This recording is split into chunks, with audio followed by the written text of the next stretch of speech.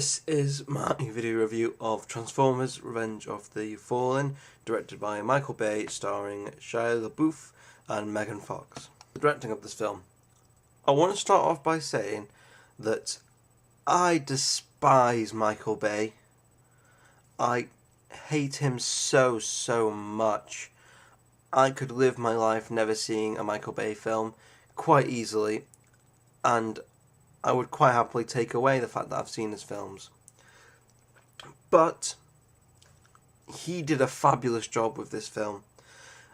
He proved with the first Transformers film that he is the man to do this job.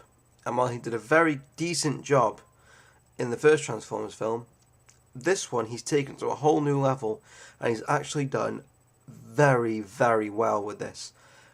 And it kills me to say that, but I think that this could be his turnaround, and he could go on and do some very good films if he can stay at this sort of level. The acting in the film is fairly good. There's not much you can say. I mean, these are actors that are very young, most of them, and they're kind of getting on, and people are starting to hire them because they've realised these are pretty good actors.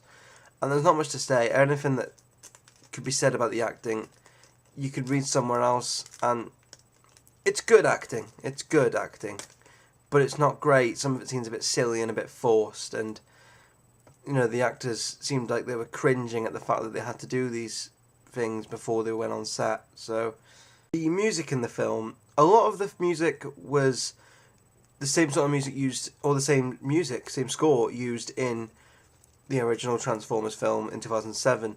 And I really enjoy that soundtrack. I thought it was a very good soundtrack.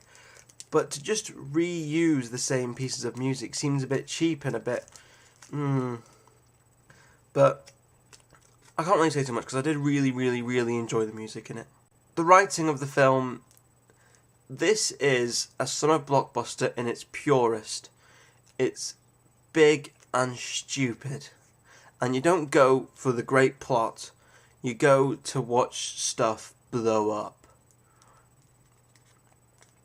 But the writing to it, if you're a Transformers fan of the original series and of the comics, which I am, I'm a big Transformers fan, I grew up watching it. If you're a fan of it, then it sticks to that same formula, and a lot of the plot points are the same plot points that were brought over in the original series, and it sticks to that, and it just works. And all I can really say about the writing is that it's the same plots as the original series, original comics, made bigger, and then made more grown up.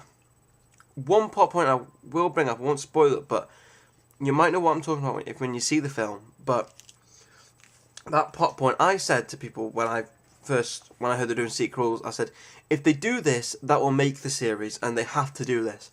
And they did it in this film.